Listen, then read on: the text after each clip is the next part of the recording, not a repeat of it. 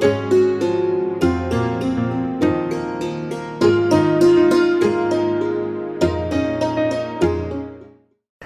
ladies and gentlemen, boys and girls, it's Rod Fleming here. I'm going to do a little piece today about why are women identified with chaos in mythology, and this very much is the case.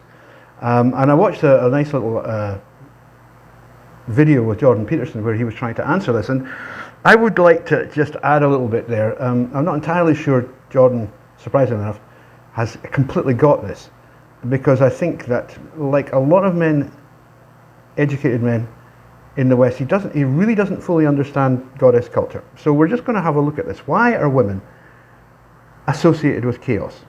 But before we do that, please remember, like and share the video, send it around all your friends. Please use your social media to help promote this channel. Go to one of the funding sources. There's PayPal, there's Patreon, there's Buy Me a Coffee, Ko-Fi, and GoFundMe, and leave a little something, just as a token, you know, just a tip.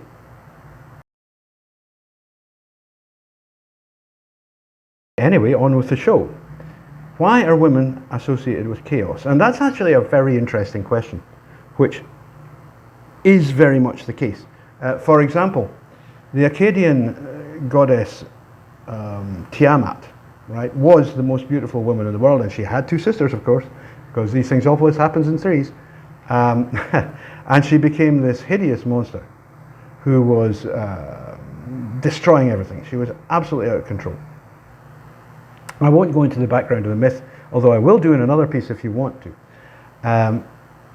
Anyway, havoc, total havoc, reigned across the land with all sorts of destruction going on, until a hero, another god, by the name of Marduk, came along and he said, look, I'll take care of this one, I'll sort it out. And he slew Tiamat as the dragon. And of course you'll understand immediately that this is the root of the story of the Gorgons. It's the story of George and the Dragon and all the rest of it. It's absolutely the same thing. But the question we want to answer now and look at is, why were women associated with chaos? Why is there this thing which has actually ended up in a fear of women within male culture, male society? And the answer is actually quite simple. And it is that the women are absolutely identified with the goddess, right? Now, I'm going to talk quite a lot about the goddess, so get aboard here. Who is the goddess? What is the goddess? What's all this about? The goddess is the planet Earth, right? That is the most simple way of explaining this. The goddess is the spirit who animates the planet Earth. And you know, you understand that within what we call animistic cultures, everything is presumed to have an animating spirit. You know, people have an animating spirit, animals have an animating spirit, trees have an animating spirit. In some of these cultures, even completely inanimate objects still have an animating spirit. Very commonly, places will have an animating spirit. And this is, you find, if you go around France, for example, and you know, a lot of places in Europe would be the same, you'll find, I don't know how many villages and towns called Saint this, Saint that, Saint the other, same in England.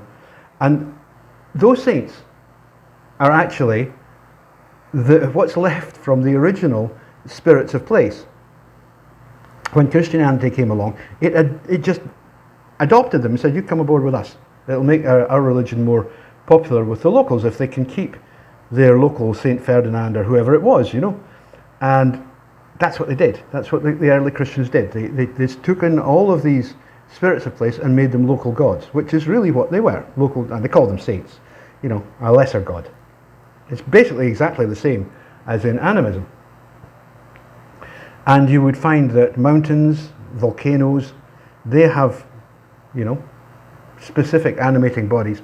And of course the earth herself, the earth is vast, you know, it's so big that spirit must be incredibly powerful. You know, I mean, think about it, it's just huge. You can walk as far as you like and you will still not get to the end of planet Earth, because we are not a flat disk, you know, we're a globe. So you'll come back to where you started off eventually. The point is that this is the most massive, most powerful entity that was within the conception of the ancients. You know, if you look at ancient mythology, Akkadian, Sumerian, Mesopotamian, generally Babylonian, even Greek mythology, the sun is nowhere. It's not until Apollo becomes identified with the sun, which is relatively late in the Hellenistic period, only a few hundred years BC, that this starts to become the case. There was an Egyptian king called Akhenaten who identified the sun as a god, but his cult disappeared. As soon as he died, they wanted rid of it. That's called the Amarna culture. I'll do something on that for you, or you can look it up. So why was it that, you know, the sun, which we always say, people today, oh, they were sun worshippers. They weren't bloody sun worshippers. They were earth worshippers. The sun was tiny. I mean, if you look at the sun, it's a tiny little thing. Look at the earth. Look at the earth. Just look at it. It's huge. The ancients didn't know that the sun was yea million miles away, and therefore, you know, these cows are very close, and those cows are far away. You know, they did not know that. That wasn't discovered until the Greek period. And people managed to start to work out what the circumference of the earth might be, and even what the distance from the sun might be. You know, in the early period, the sun was considered to be very minor, and light itself was not believed to come from the sun. Light was believed to come from the sky. And the sun was simply a lantern that existed within the sky, hung up there. So was the moon was slightly different, but hung up there, right? So what made women associated with chaos is the fact that they are associated with Earth itself. Now, in the hunter-gatherer period, in the pre-civilized era, this probably wasn't that much of an issue. But when you get to industrial agriculture, right, and this starts around about 10,000 BC, maybe a little bit later, things like storms and floods and elemental force of nature become something to fear. There's something that really, really, really you don't want to happen. You want to put them under control. You know, agriculture is the business of taming the earth. And you don't want, you know, bending it to your will. You're going to grow what you want, not what the earth wants. And you don't want the earth fighting back. You know, you don't want the earth going, oh, well, wait a minute, we'll just have I'll just arrange a great big flood here, and that's really going to knock you buggers for six, isn't it? Or, I tell you what, let's have a huge volcano, like Toba, you know.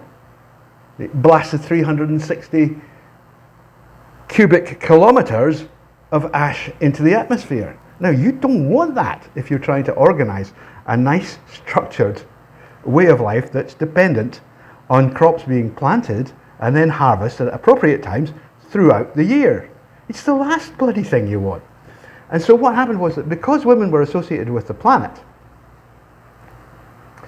and the planet itself is chaotic, right? Very chaotic, you know. And in the ancient era, you know, if you're talking 6,000 years ago,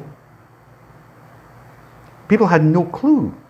They didn't know about meteorology. They thought it was that the weather was caused by meteors, you know, things coming out of the sky. That's why it's called meteorology. You know, seriously, they had no clue as to what was causing things like floods or volcanoes or huge desert storms that would just wipe out hundreds of square miles of produce overnight. They didn't understand this. And so when you don't understand something, you blame, you say, nah, this is the goddess being bad. The goddess is bad. The goddess is chaotic. The goddess must be put under control.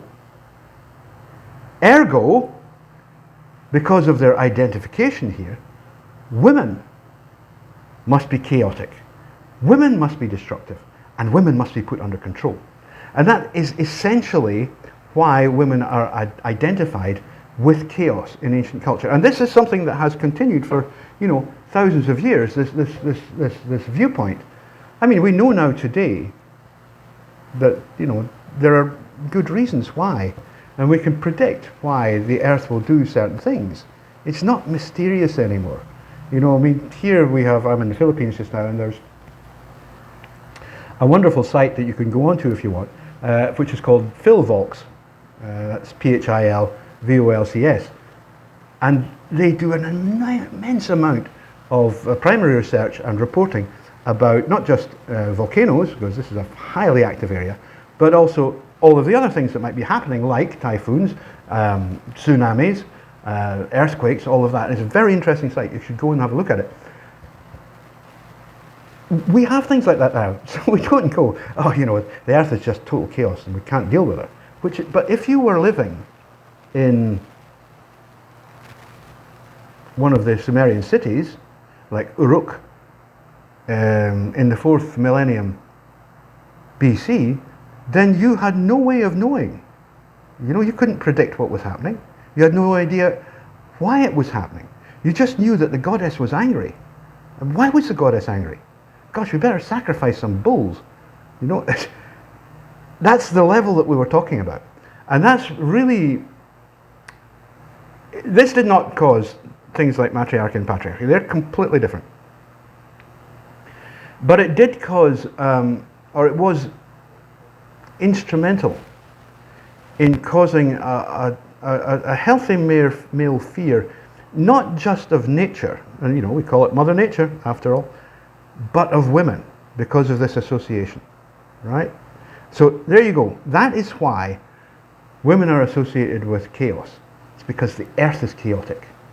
And ever since we've been on this planet, really the main thing we've tried to do is put the planet back under control. And even people who are now talking about, you know, human-induced climate change and things like that, all they're really doing is saying we want control again. You know, we don't want to leave it to the planet to sort this out, which it will do perfectly well, by the way. It certainly will. It has, you know, there's nothing humans can do to stop that. If the planet decides, well, your game's a bogey, your game's a bogey, and that's it. And you know, that whole movement is actually, the Earth movement, is actually an attempt to put the Earth back under control, which you can't do. And I think it's really interesting sometimes reading the mythology of the ancients, because they were so often right. They were just so often right. Although they weren't right for the same reasons as we are, or even they weren't right for the right reasons. But they got it absolutely smack on the nose. You know, it was like, yes, that was so true. And they understood, they absolutely understood that the earth the goddess could not be put under control. You know, and that's why in mythologies she's killed, but you know, everybody knows that's just men trying to, you know, put an end to all the havoc that's going on. The goddess started to fall out of favour because people thought, you know, we can't trust this bitch. Simple as that. We cannot trust her. And that, unfortunately, that association was then placed on women. You see? So that's why women are associated with chaos. Thank you for listening. I've got loads of these. If you like this sort of thing, just tell me.